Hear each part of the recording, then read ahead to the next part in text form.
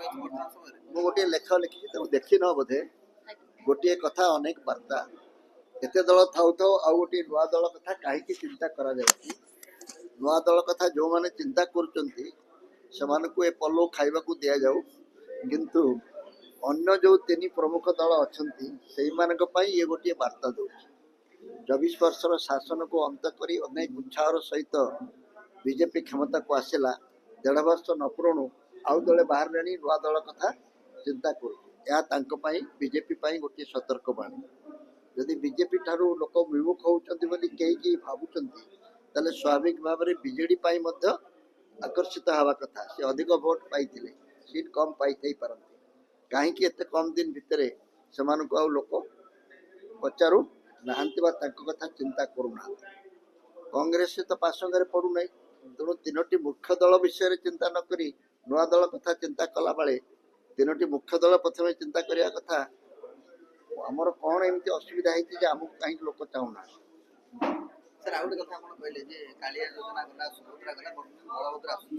ଏଇ ଯୋଜନା ନେଇ ଲୋକଙ୍କୁ କିଛି ଦେଇ ଭୋଟ କିଣିବା କଥା ଆଉ କ'ଣ? ଏଟା କ'ଣ ଅସୁବିଧା? କେତେ କାଳିଆ ଥିଲା, ସୁଭଦ୍ରା ଆସିଲା, ବଳଭଦ୍ର ଆସିବ, ଏହା ତ ମୁଁ କହୁଛି। ପ୍ରଦୂଷଣ ବିଷୟରେ ଆମେ ସଚେତନ ହେବା ଦରକାର।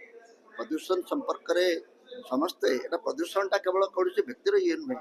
ଆମେ ଏଣେ ଗାଡ଼ି ଚଲାଇବାକୁ ଚାହିଁବା, ଆମେ ଲୋକଙ୍କୁ ମାରିବାକୁ ବି ଚାହିଁବା। ପ୍ରଦୂଷଣ ବିଷୟରେ ତ ଆମେ ସଚେତନ ହେବା ଦରକାର। ସରକାର ଭାବିଛନ୍ତି ଏ ସମ୍ପର୍କରେ ଉଚିତ ପଦକ୍ଷେପ ନିଆଯିବା ଉଚିତ। କୌଣସି ନିୟନ୍ତ୍ରଣ ତ ରହିବ, କିନ୍ତୁ ତାକୁ ଲାଗୁ କଲା ବେଳେ ଯଦି ଦୁର୍ନୀତି ରହିବ, ଲାଗୁ କଲା ବେଳେ ଯଦି ପ୍ରିୟାପୀତି ତୋଷଣ ରହିବ, ଏଇଟା ଯଦି ଗୋଟେ ଫାର୍ସ ହେଇଯିବ, ତାହେଲେ ତାକୁ ଲୋକ ଗ୍ରହଣ କରିବେନି। ସତର୍କତା ଅବଲମ୍ବନ କରିବା ଉଚିତ। ବଳବତ୍ତରଟା ତୁମେ ବୁଝିପାରିଲ ନାହିଁ। ପ୍ରତ୍ୟେକ ସରକାରର କାମ ହେଲା ଲୋକଙ୍କୁ କିଛି ଭିକ୍ଷା ଦେଇ ଭୋଟ କିଣିବା। ଏଇ ଯୋଉ ଇଲେକ୍ସନ ପୂର୍ବରୁ ମହିଳାମାନଙ୍କୁ 10,000 ଟଙ୍କା ଦିଆଗଲା, ଏଟା କ'ଣ? ମୁଁ ତ ବୁଝିପାରୁନି। ମହିଳାମାନେ ଏଠି ଅଛନ୍ତି, କହିବେ ଆମ ପେଟରେ କାହିଁ ଆପଣ ନାତ ମାରୁଛନ୍ତି? କିନ୍ତୁ ଆମର 10,000 ଟଙ୍କାରେ ଆମର ସବୁ ସମସ୍ୟାର ସମାଧାନ ହେଇଯିବ। ତେଣୁ ଏଇ ଯୋଜନା କରାଯାଉ, ସମସ୍ତେ 10,000 ଯୋଜନା ମାଧ୍ୟମରେ ପାଇବେ।